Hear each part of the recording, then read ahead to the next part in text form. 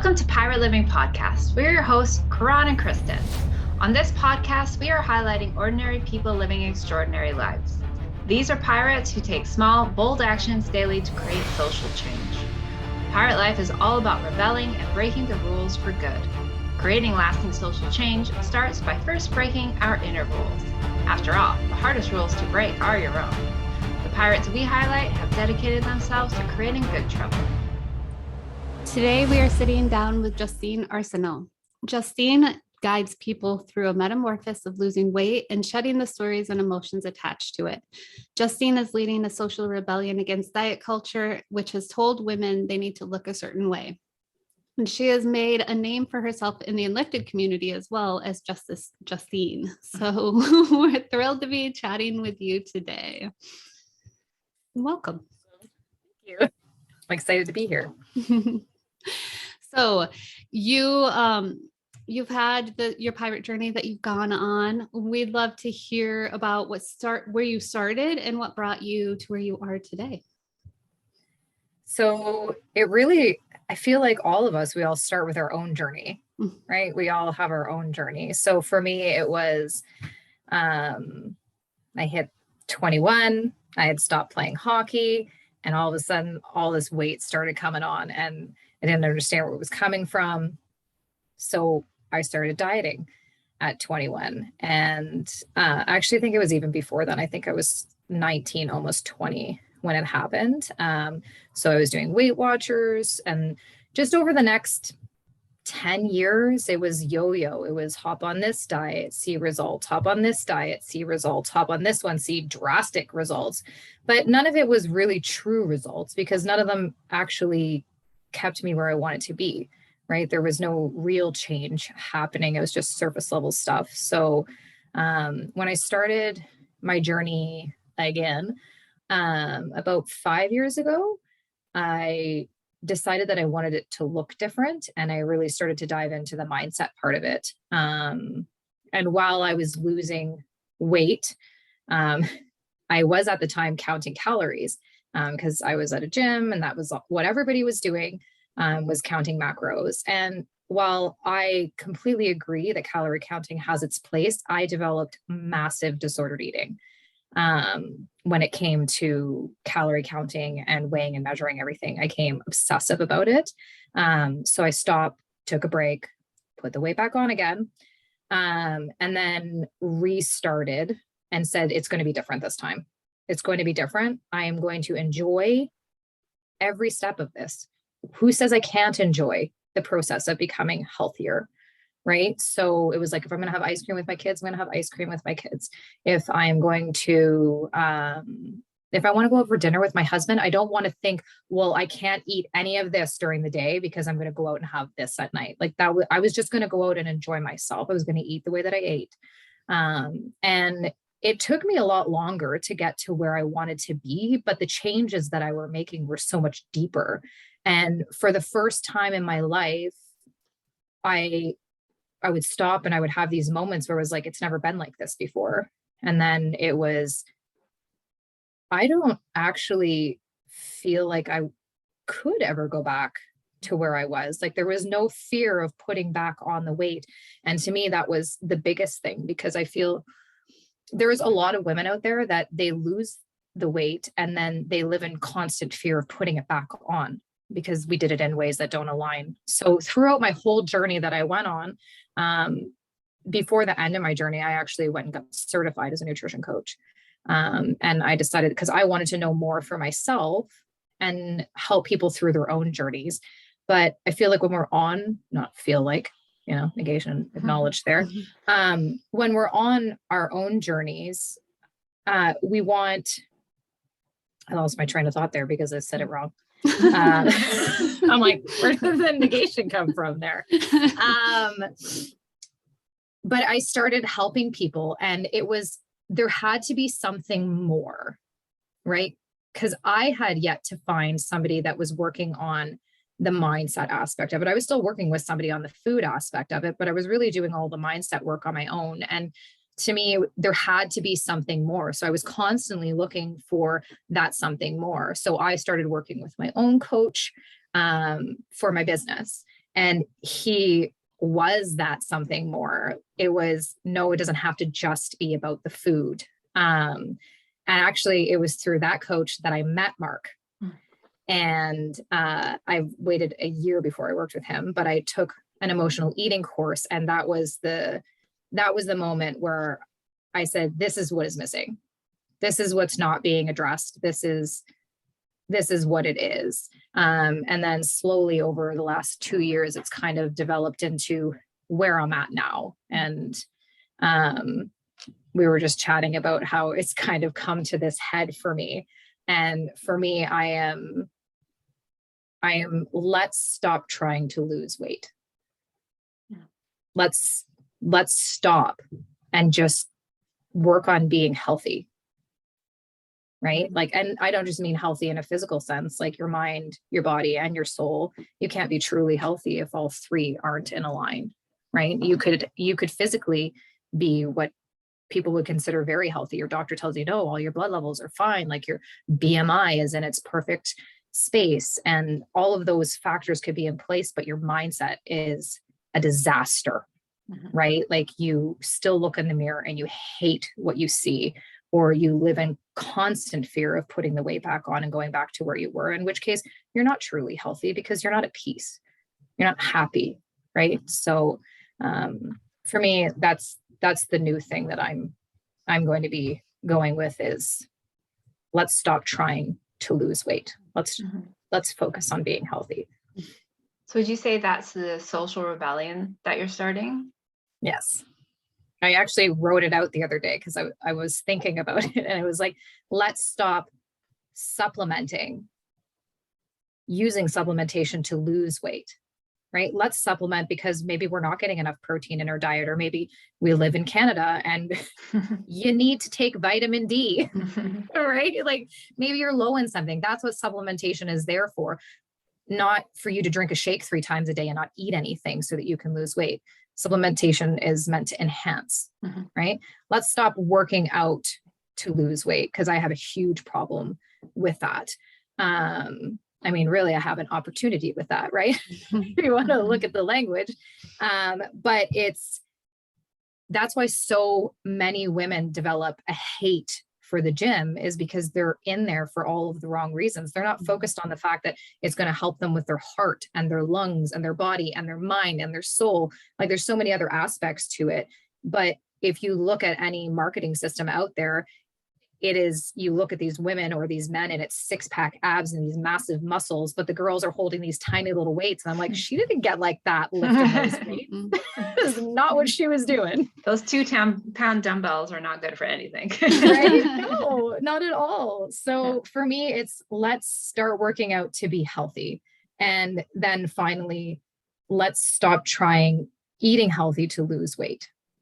Right? That's like, why does you eating fruits and vegetables have to be this big deal? Like, why is that considered dieting? Why is you eating healthy? Why are you eating healthy to lose weight? Why are you eating healthy because it's going to help you live longer? It's going to give your body what it needs. All of a sudden, you're going to have all this energy you didn't even realize that you were missing. Your head's going to be clearer.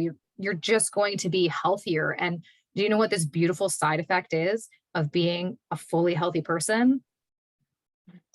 Weight loss. Yeah, for me, I used to be small without trying. Like I couldn't put weight on. When I was in college, I lost weight instead of gaining it. And then I got married and I put weight on and I was like, why? When I tried to get it off, went to the gym, gained weight. It wasn't until my husband Lance and I went and we did a program called Training Camp for the Soul, where it was like 6 days, fully getting into those stories that I had gained as a child, handed down from my parents, rewriting those and taking on, like, learning how to love myself and also shedding all those emotions and all those stories that were passed to me. And a chunk of that weight that I'd been holding on to just started sliding away without me even trying. And I was like, oh, that was emotional weight that I was carrying this whole time. And I didn't realize it. So, and then learning how to love my body no matter what. Like if I lose some because I was eating slightly different or gain some because I chose to eat whatever I feel like, learning how to love my body has been, it's still a process. And it's been hugely helpful though along the way too, to be like, oh, okay, my body is going to fluctuate. And that emotional weight is for real. Yeah. Yeah. We at the gym. So I'm a trainer at the gym and nutrition coach. And one of the things I like helping women focus on is less of what your body looks like and more what your body can do. And then we get to celebrate those wins, something that you're going to be doing very soon, Justine, is celebrating wins. But I find that just even changing that aspect of like the stories around our body can be really helpful especially for women, right? With like, doesn't matter what size I am, look at what I can do with my body and how it serves me and the magical things it could do. So yeah, I love that shift away from like shrinking your body. And I think as women too, like there's so much in society that tells us to shrink ourselves and to be smaller rather than to take up space. Whether that's like physically or, spiritually, emotionally, politically, whatever that is, right? So, anyone that's helping women take up more space in their lives is like, yeah, you're A-okay with me. A-okay. A-okay. Seal of approval. Yes, seal of approval. Well, and with it's a hard thing to wrap your head around when it comes to loving your body the way that it is right now, right? Because you have social media out there. It's always, right? Because it's like you said, Kristen, where, it's still always a work in progress, and it's always going to be a work in progress because there's always going to be social media poking at you with this needle, like telling you, right? Like it's there, and there's still always your Billy story in that background. There's still always like, I've called her Becky for well before I worked with Mark. I knew who Becky was, and fuck her. But she's always there poking at you too, right? But social media plays this huge aspect in it. And right now, like I know people who are overweight that I work with who are healthy, like their blood work is fine, like they have finally come off of their insulin for the first time in their lives. And then you've got someone over here who looks healthy, but they're eating McDonald's every day. Right. So to me, healthy isn't necessarily a size, especially from the viewpoint that I view health, which is mind, body, and soul. Right. So, but there is that movement where it's like, love your body the way that it is. So you have these women who are overweight and they're loving themselves, which is an absolute beautiful thing. But then they make change. And because they've started loving themselves and they're working on themselves, they do start to lose weight. Right. Which is a natural side effect of becoming healthy in all ways. But then they're penalized by social media and by society because they're losing the weight. Well, I thought you loved yourself. The two don't have to be separated. You can love yourself and still be willing to make changes because that's how we continue to grow as human beings. So the thought that you either love yourself and you stay the way that you are, or you're constantly trying to make change doesn't make sense. Like, love yourself now and still be willing to make changes to yourself. Like they can be at the same time. Yeah. And I think that that's a hard thing for women. Well, if I love myself, why am I trying to change myself? It's like, we're supposed to grow and change as human beings. Like, it's supposed to happen. And I think people lose sight of that because, well, growth and change is scary. But I mean, the social media aspect is just, it's always that negative side of things. They've got to poke at those who are thriving when they're simply surviving. Yeah. Right. And it goes both ways. I have a couple of friends that have chronic illnesses, and when they're at their sickest is when they're at their thinnest. And that is usually when they get a lot of praise from people about how great they look and how fit they look and how healthy they look. And for both women that I have in mind, they're both like, I am so ill right now. That is why I'm thin. And like, to praise this, like their unhealthiness. Is that a word? Unhealthiness? It is now. Their ill health. You said it. It's a word. And I know both of them would get really upset. Like, I'm this way because I'm currently having a flare from like this chronic illness, and I am sick right now. So do not praise this, like what you're seeing the shell on the outside. And it's just like what you're saying, like health comes in all shapes and sizes. Like, I love when my clients text me that they've gone off like whatever medication, blood sugar medication or whatever. Like that is what I'm here for. I tell my clients all the time, I don't think they always like to hear it, but I don't care what size they are, how much they weigh. And especially when they come to you with those like weight loss goals and you're like, I don't care how much you weigh. They're like, but that's why I'm here. I'm like, cool, but I'm here to help get you healthy. If you lose weight along the way, cool. But that's not my goal for you. And if that's not in alignment, you can go find a weight loss coach or a 8-week whatever boot camp that you're gonna lose. Eat 1,200 calories a day. Yeah, and then as soon as you're done, you're gonna gain it back. If that's what you want, then go for it, because I'm not gonna do that for you. And so sometimes as coaches, we get to have those challenging conversations as well with people, which are fun. Yep. Yeah. Mostly what they come to you thinking that they need or want, and then what they actually need. So I've been doing my area of expertise is emotional eating and disordered eating. So those are big for me. Because right now it's, especially with emotional eating, COVID has created this beautiful new breed of emotional eater, where, and I mean, food has been so easily accessible. So for those who have struggled for their whole life, they're at that breaking point. I've been speaking to people, and they're either at that point where it's like, I can't live like this anymore, or this is just who I am, which is the saddest one, right? Like, this is just a part of who I am now.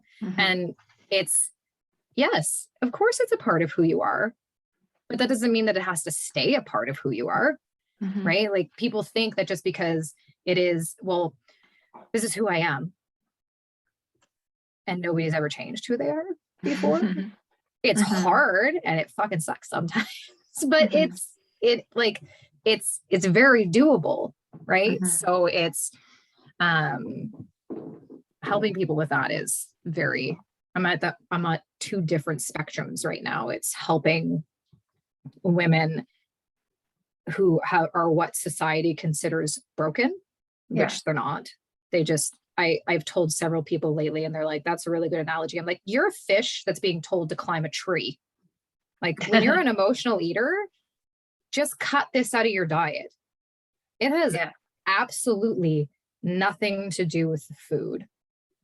Like, nothing. When you're an emotional eater, it has nothing to do with the food. The food is simply the vehicle driving you towards the pleasure, because we're all running away from pain and towards pleasure or happiness. We just all choose a different vehicle to get there. So it's people who are, I'm addicted to carbs because their doctor told them they were addicted to carbs. No, you're not. You're not addicted to sugar. You're not addicted to pop. You're addicted to happiness and pleasure. You're addicted to that little piece of happiness that piece of chocolate is giving you in the moment, because you're trying to avoid and run away from whatever pain you're feeling at the time. So, and over time it can become a habit. It can come across as an addiction, but it's rarely an addiction. It's that there's pain that's not being taken care of, right?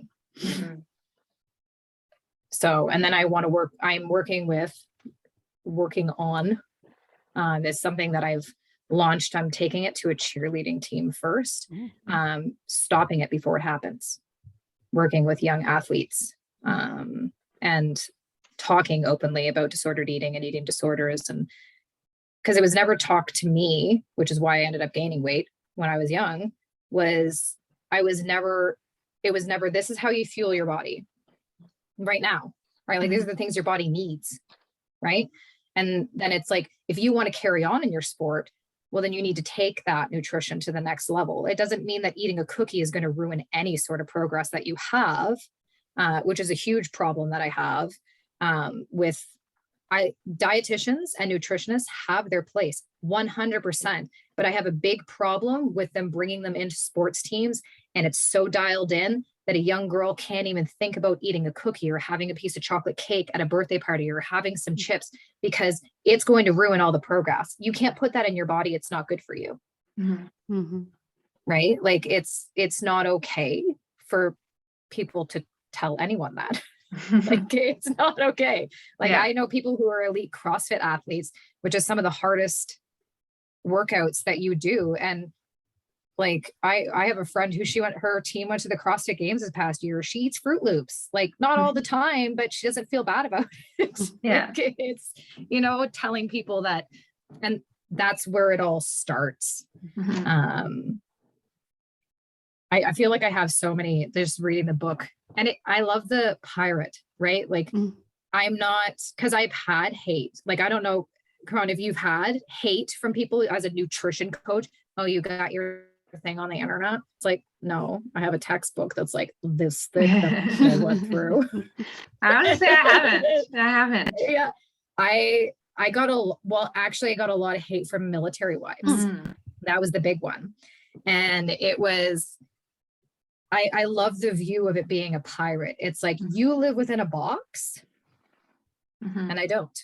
But they're like anywhere in the world with anything that you have, there's going to be people who abuse that, right? And they don't take it seriously and they do cause harm. But I know that that's not what I'm doing. I know that I'm more qualified to help people. So the idea of it being pirate, like changing the norm, like going against what you say has to be done, that these are the rules and these are the ones that you have to follow. It's like, no. And I actually had I'm still pushing. I haven't gotten to where I want to be yet. But back in November, maybe the end of October, I found out that a group of 11-year-old girls got weighed and measured as part of their tryout for a hockey team. For hockey? Hockey. 11. I nearly lost my mind. I blew up, and when I talked to my friend about it, because hockey is very political, right? Like you don't cause waves, because if you cause waves, your kid's not going to make the team, right? So she didn't want to do anything. Canadian talk right here. Yeah. Canadian things. Yeah. But she said, these were her words, "This is just the way it is." Absolutely not.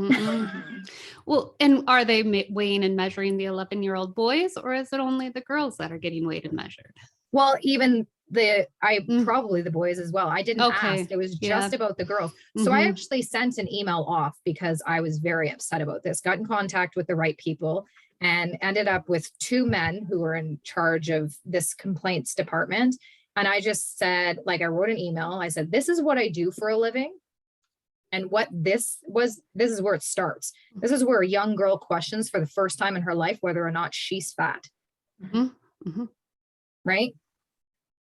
And which I don't like the word fat, but those are the words that are going to come into her mind. Am I fat? Right?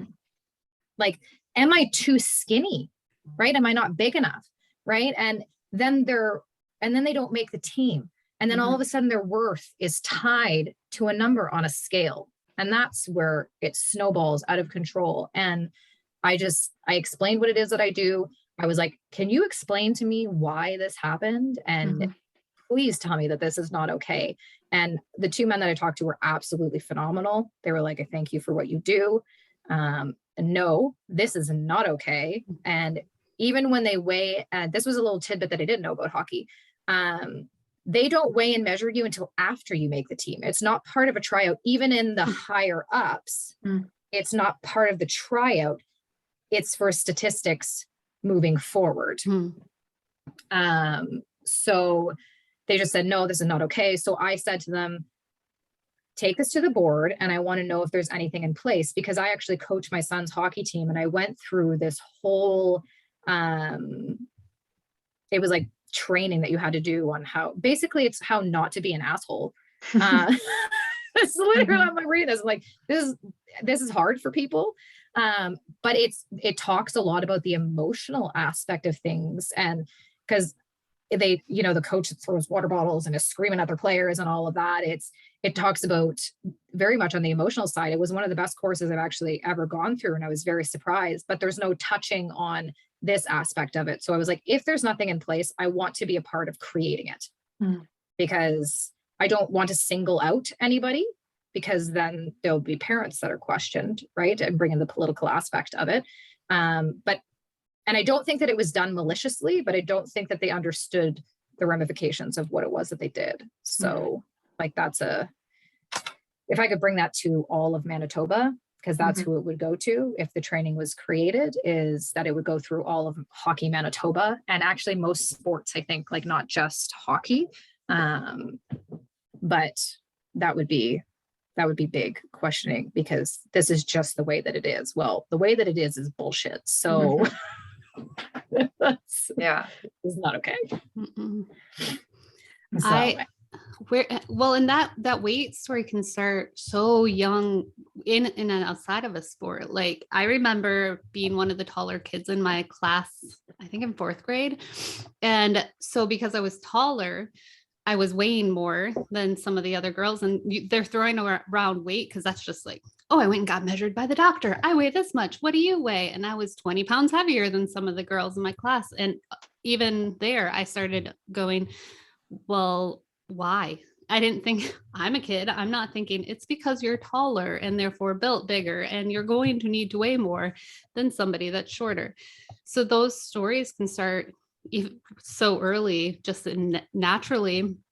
And then if you're going into sports, and then sports are extra fun with how you need to look and show up. So I think it's really cool too that you're getting to change that and work on rewriting those stories at a young age.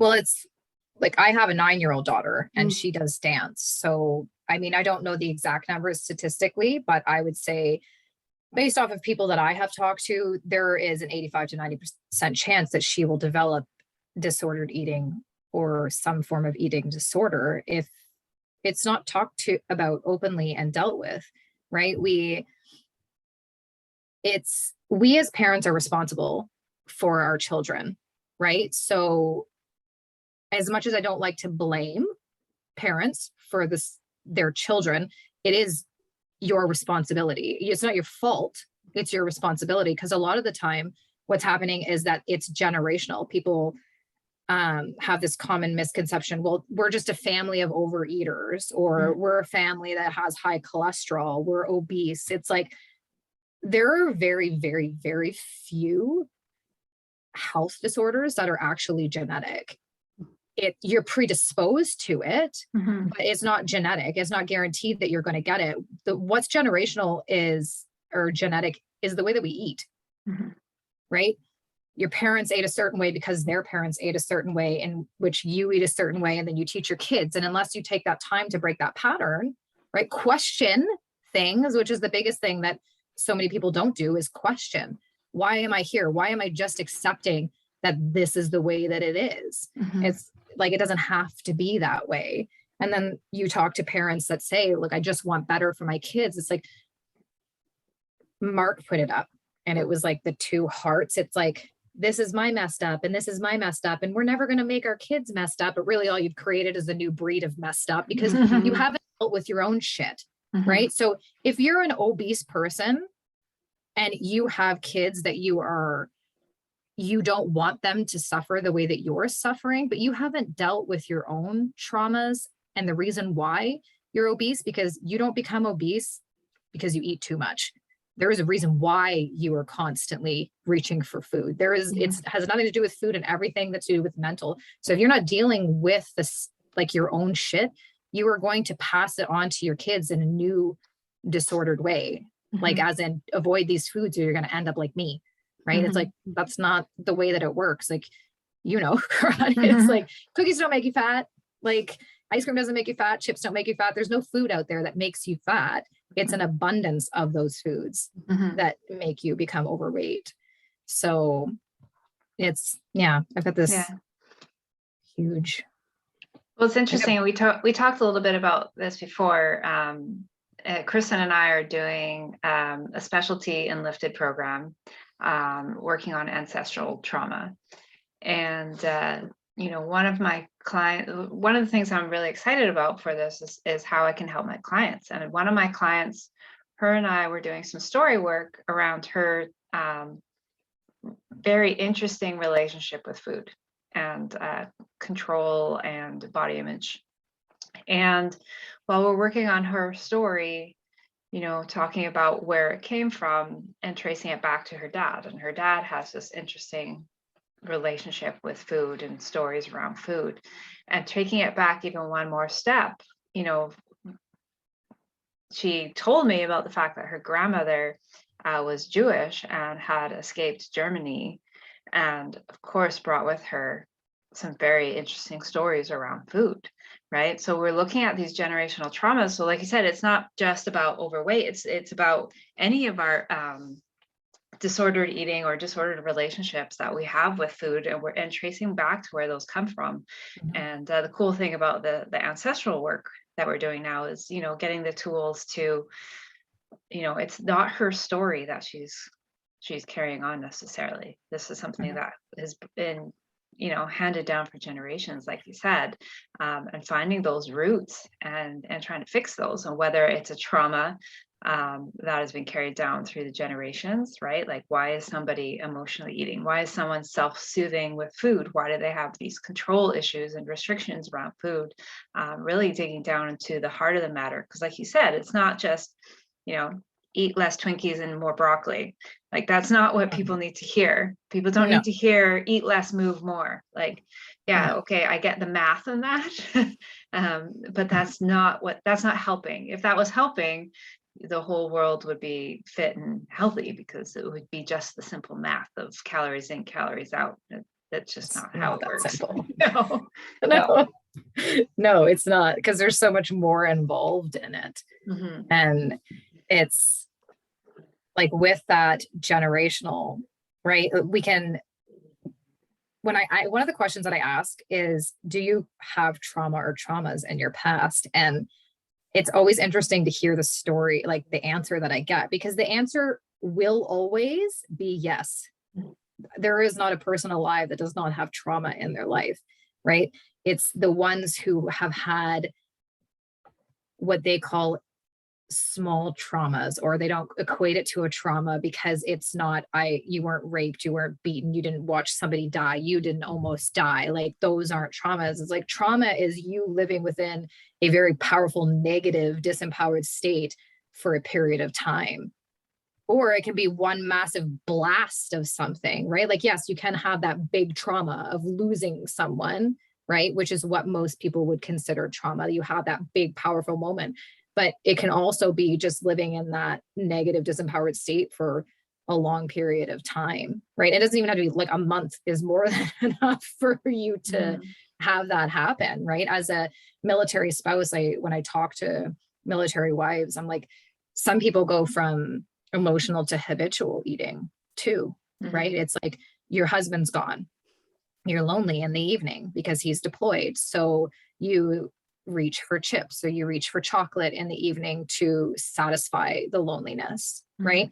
Well, then your husband comes back and you're not lonely anymore, but you've built this habit of reaching for food in the evening that your brain's like, it's 9 o'clock. Where's the chocolate? Right? So it's all about, like, even with the generational stuff, it's all about questioning and then breaking patterns. Right? But when we see Kelly over here, who hopped on keto and lost 40 pounds in a month, which is so unhealthy. Like, I don't think people realize how unhealthy that is. Right? It's like, well, she lost it super fast. I'm like, yes. And if she stays on keto for the rest of her life, she will maintain her results. But the second she comes off of it, she will go back to where she is. So it's like, pick a way. What aligns with who you are? And most people don't know that either. What do you want? I don't know. Well, then how can you work towards a goal if you don't even know what it is that you want, right? Like, another question that I ask is, what are you not willing to do to reach your goals? There's a lot of time I get nothing. Well, then you're never going to reach them. Because you have to have a set of boundaries, right? mind you, lately, I've actually been surprised with the market research that I've been doing. I'm getting a lot of, I am not willing to go on any sort of diet. Good. Like I'm not cutting out the foods that I love. I refuse to do intermittent fasting. I'm not giving up the happiness that I have in my life. I'm not going to work out for 2 hours a day. And I'm just like, these are great. Like boundaries. We need boundaries. But yeah, the generational part of it, that ancestral, that's fascinating for me, because it is very much like, I love that one that you said with the grandmother that escaped Germany. I have talked to people where it is generational, in that sense, where it was the family came over from Europe and they didn't have food. So food was hoarded. Right. So he still does that. Right. So it was because mom and dad did that. So it's like, it's all just so fascinating the way that it happens. And then some people realize it, and then some people don't even realize. I talked to a woman actually just last night, and she didn't even realize that her traumas from her past could even remotely be part of the reason why she can't lose weight right now. She's like, I never even thought that was a possibility. I'm like, it is 100% the reason why. Not even a possibility. It's the reason why. Right. Like you said, Kristen, just dealing with that past stuff. It was like this weight that you were able to shed, right? Because you don't have the emotional attachment anymore. It's freeing. Right. Yeah. A couple years back, I was talking with my cousin. Our moms are sisters, and we were talking, and I realized we had a similar story. And as I'm talking with her, she's saying like a story I've heard from my mom that I've somewhat adopted. She's heard the same story from her mom. And then they also have another sister who's told that like quite a similar story. And theirs is more money related. And as I really got in, like I started listening, I'm like, they're all related. They're all telling the same story, which my cousin and I have learned from that story. Where did that come from? And then I started thinking like, they learned that from my grandparents. And with the money part too, like, oh, my grandparents were both raised around the Great Depression and then World War II, and all of these things were going on. And to start looking at that and digging in and being like, that has come down and passed to the grandkids, and we don't even know what that life looked like, but yet we are carrying a part of that story because it got passed around. And yeah, it was interesting to dig into. Yeah, it's everything. It's so connected. Have you guys read the 4 Agreements? I think it's on my shelf somewhere, but I haven't read it. It's good. It's a total mind fuck. I'm reading this and I'm like, I can't. Because you're just like, no. Why does it make sense? But it's about nothing truly being our own. Even the language we speak is not our own. It was chosen for us. Right? So it's, like where you are right now is not like it. You're on the path because you never questioned anything. Right? So it is such a good book, and it totally changes your view on things. Right? So it's like, yes, there's this generational trauma that's happening, the garbage there's beautiful things that are being passed down generationally, but it's the traumas and the negative parts that are being passed down generationally that are the problem. But it's like, it's not their fault either, because they were just doing the best with what they knew and what they had. Right. And unless we stop to question it, right, if we just continue to follow the pattern, well, it's like, how are we ever going to get out of this? Right. So it is like, I love the breaking the cycle, questioning, like healing that inner child sort of thing, or preventing it from happening. Because some people, it doesn't necessarily happen in childhood. Some people, it doesn't happen until they're in their teens or in their early adulthood. And then some people, they have like little traumas that happen to them, but then there's something big that happens as they get older. Right. And that's where it gets tied to. But yeah, I'm a big advocate for, I always say, this is not your fault. Mm-hmm. It's not your fault. Yeah. It's your responsibility to work on and change it, which is a beautiful thing, responsibility, because responsibility is power. Like you have the power to change this. Making it your fault sounds like it's a negative thing and you can't change it. That's something that I started with my kids. I'm like, it's not your fault. It's your responsibility. And because it's your responsibility, you get to write it and you get to change it. You have the power. Nobody's taken it away from you. It's your responsibility to change it. Right. And I always use that it's not your fault, because a lot of women, especially, say I self-sabotage. I get this far in and then I sabotage myself. And it's like, what if I told you that sabotage is not a thing? And they're like, what? I'm like, it's not. You're not self-sabotaging yourself.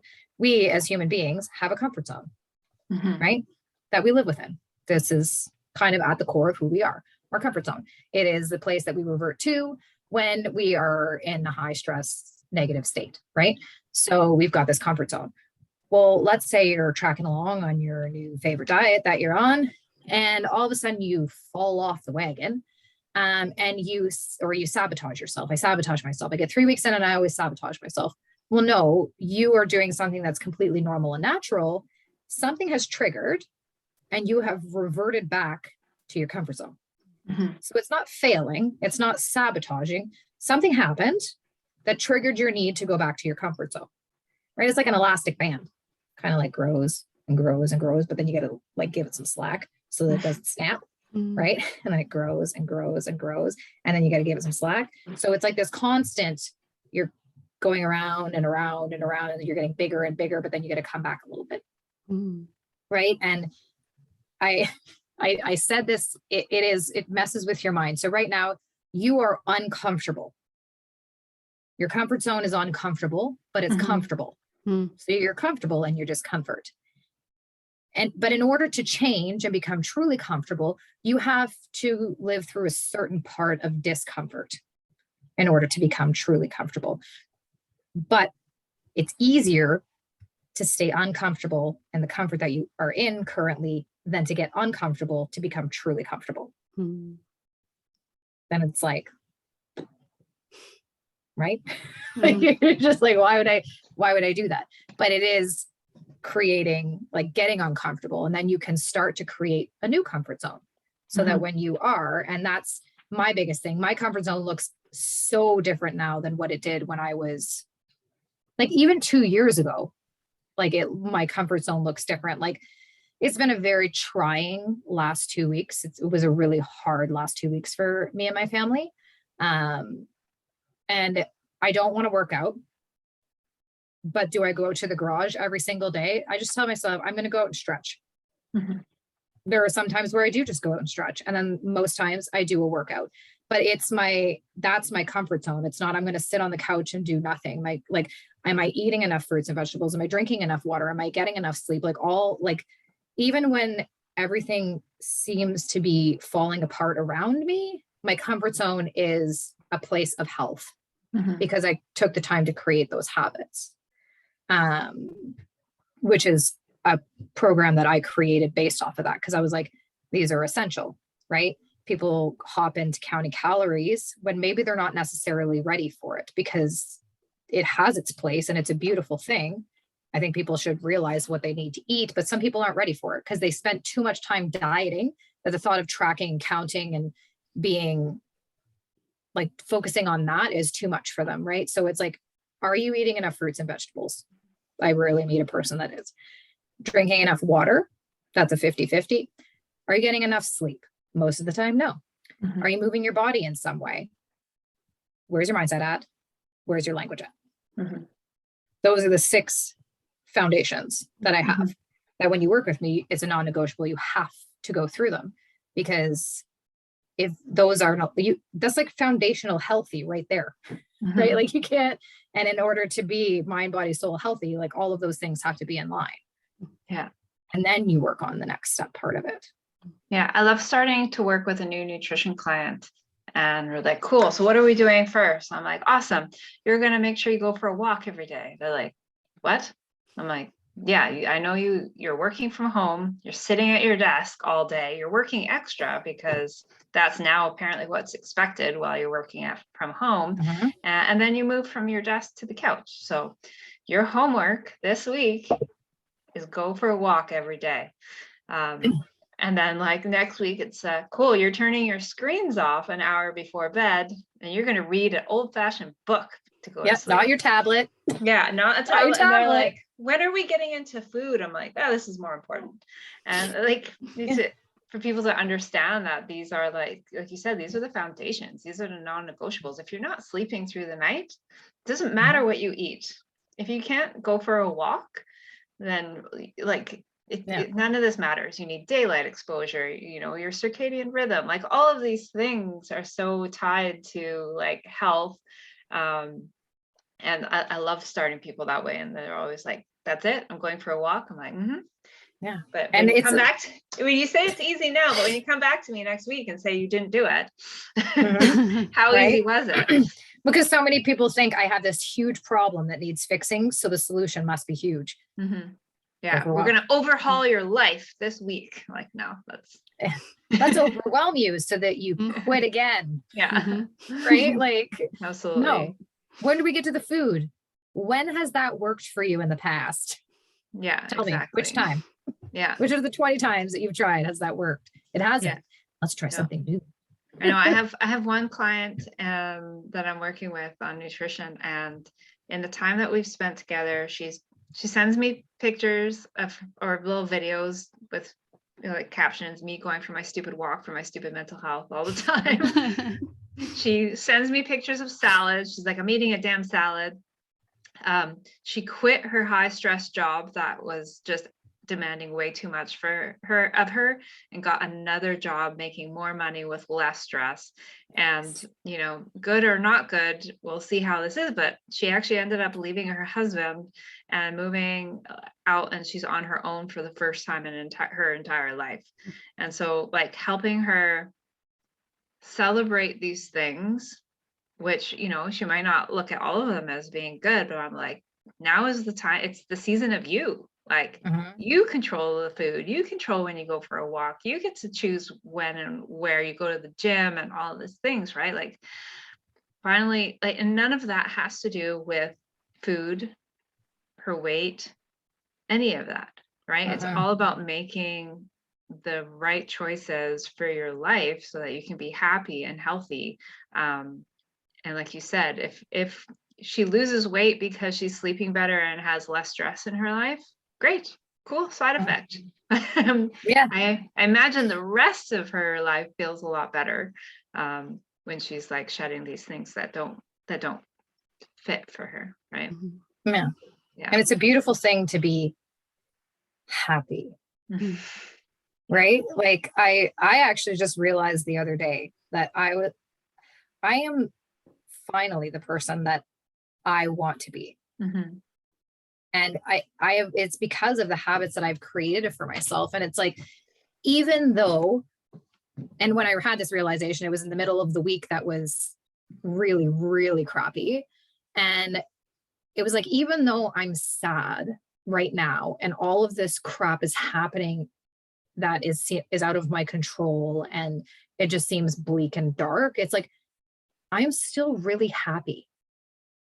And I was like, and I want people to experience that, right? Like, it doesn't mean that there's not sadness. Like every day still has its night. Like there still is going to be darkness and sadness and negativity, but you don't have to live in that all of the time. And as a whole, it's like, are you still happy? Right. And it's like, and I am very happy, even with the stress, even with the crappy things that happen. It's like on a whole, I'm very, very happy. Like things are good. Even when they're bad, things are good. Yeah. Right? Happy just doesn't mean absence of challenges. Yeah. Right. It also doesn't mean absence of sadness or yeah. Right? That's what I was going to say. I'd say a lot of really what brings happiness is taking time to experience the emotions. Like yesterday, I don't know what was going on, if it was the new moon or what, but like every emotion was wanting to come out of me all at once. I'm like, I'm angry, I'm sad, I'm all of these things. And I took the time to let them come out. And by the end of the day, I was like, okay, I feel clear and I feel better. And I feel I'm happy with my life, but that doesn't mean I'm not angry sometimes and that I'm not sad. And that doesn't mean sometimes they don't all just come out at once. But it's allowing yourself to fully experience the lows that you can also experience the highs and be good at the middle ground. That's a huge thing to sit in your emotion, because that's a big thing as women, right? Like you were talking, Ron, about not taking up space, right? We're supposed to be small, but it's like you are not allowed to be angry. You're not allowed to be sad. You're not allowed to feel any sort of big, powerful emotion. Get over it, move on, right? It's like, no, I'm going to sit in my anger. And because I work with emotional eaters all the time, I'm big on you sitting in your emotion, right? Because I'm angry. Sit in it for a minute. Are you actually angry, or are you frustrated? Are you scared? Are you embarrassed? Because a lot of the times those three things can come across as anger, and you're just using anger to mask it. And in case you can't fix emotional eating if you don't know what the true emotion is that's driving it, right? So it's like to sit in it. And sadness is another one. Like, how many times have you almost started crying and you're like, no, I don't have time for this, right? Like you have this natural instinct to repress it. And it's like, why? Because it's such a beautiful thing when you watch a child, like sometimes they're very dramatic about it, but you're just like, they just cry, right? Like this is, I'm just going to cry because it's sad, or because I'm angry, or because I'm frustrated. Like, I'm just going to cry. They don't feel the need to hold it in. They just let it go. Right. And it's, I remember very clearly one day, something very, very sad happened. And I spent the whole day on and off crying. And it was like, every time I would try and like, my body would just naturally try to fight it. And I was like, nope, we're just going to let it go, because we don't need a headache. That's what we don't need, is a headache. So I'm like cutting up things for supper, and I'm just tears pouring down my face. My husband's like, leave me. I'm okay. I just need to cry, and it's okay. My kids would come and ask me, and that's a big thing too. Mommy, why are you crying? I'm just really sad. And I need to let my sadness, I just need to sit in my sadness for a while. Right. My son is struggling with anger. Actually, Kristen, your book is a huge help on that one. Thanks. He gets angry and he sits, but he doesn't let that anger come out. He does at school sometimes in a very negative way, right? Like lashing out. It's like, you're allowed to be angry, but you don't take that anger out on the people around you, right? Express that you're angry. Sit with your anger. If you need to go get a pillow and scream into it, scream into it. Like the other day, I was nagging him to just yell. I don't want to yell at you. I'm like, I know you're not yelling at me. You're just yelling because you're angry. Like you need to let it out, or it's going to eat you up inside. Like, it's the power of telling somebody to not, that it's okay to feel their emotions is, and holding space. I don't need you to hold me while I cry. If I do, I'll let you know.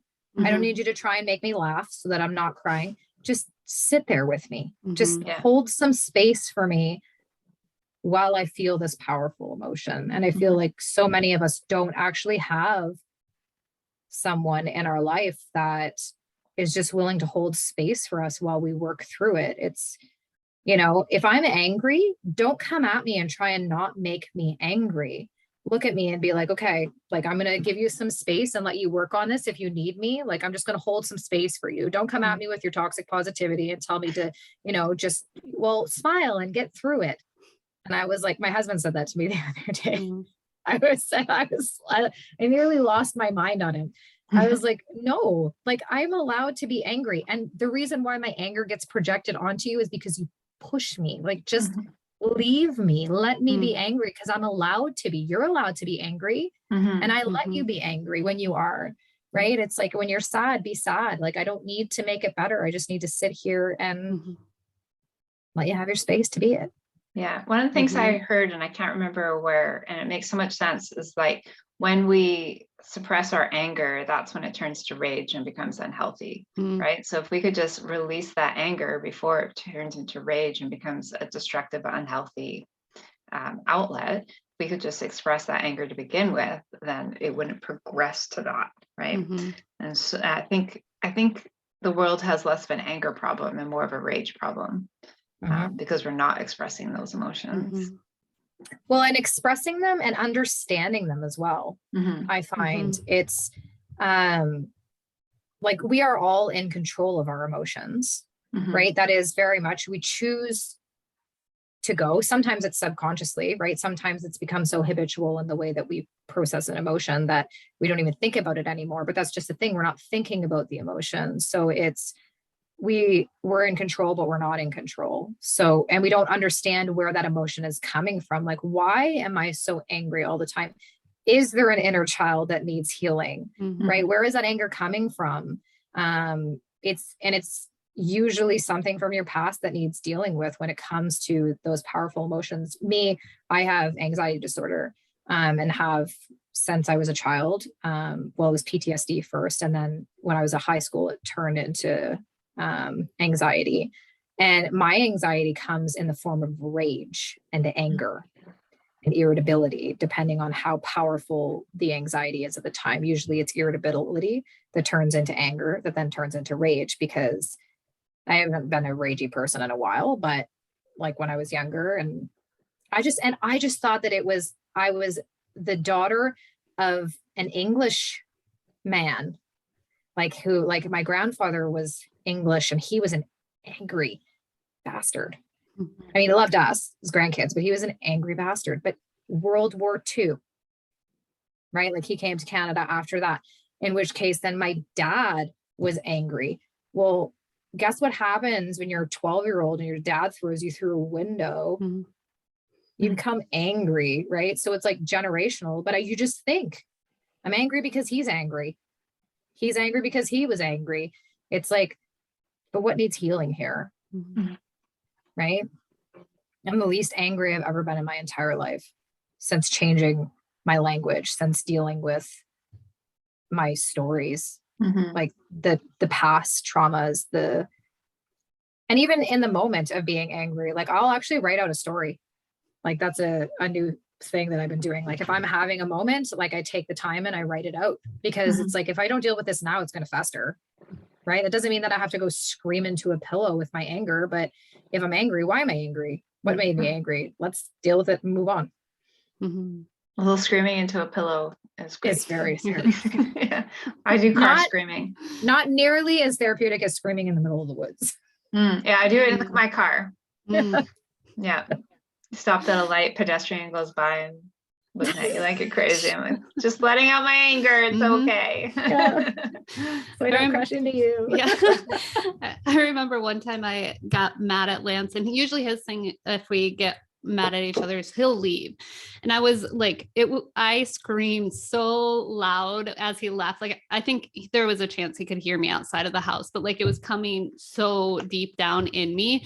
And as I'm stopping, I'm like, the neighbors may think somebody's being murdered in here, but I really needed to let that out because it came from like the deepest depths I've ever let anything out. And it felt so freeing. And it's just like, I need this out of me. And screaming, it does really help. Yeah, it does. And it's like, if you can do it in a safe place where you can just yell and somebody doesn't think that you're yelling at them, you're just yelling, and you need, like, I could yell at the wall, right? I can, but if you're here and you're in a space of your own where you can just let me yell, I'm not yelling at you, I'm yelling to you, right? There's a big difference, right? But it's so freeing to let a big emotion go. And it's like you feel tired afterwards, but it's like a weight has been lifted off your shoulders, right? And that's the best part, like that feeling of it, just you're like, oh, I didn't even know I was carrying that, but this is great. Yeah. So tell us about your programs or what your coaching that you're running now. So I do offer one-to-one coaching. But for me, what I've done is I have very limited spaces for people to work with me one-on-one. The rest of it is group coaching. And I've taken the two main components of my coaching and pulled them apart and made two separate courses. So I have my Eradicate Emotional Eating course, which is a 6-week course where we do talk about emotional eating, where it comes from, the steps that you can take to start changing the pattern. Because some can be changed very quickly, some it takes a lot more time, depending on how ingrained it is. But then talking about language and mindset, I call it my Becky story. Your Becky story plays a huge part, that voice in your head, and whether or not you're going to succeed or not, right? If her volume's turned up real loud, like if that voice that's telling you that you can't do something is turned up so loud that that's all you're focusing on is that you can't do something, well, you're not going to do something because you believe it, right? And then I have my 12-week foundation course, which is based off of the foundations of the fruits and vegetables, drinking water, getting enough sleep, moving your body, mindset, language. So we spend 2 weeks on each of the foundations, building those good solid habits. And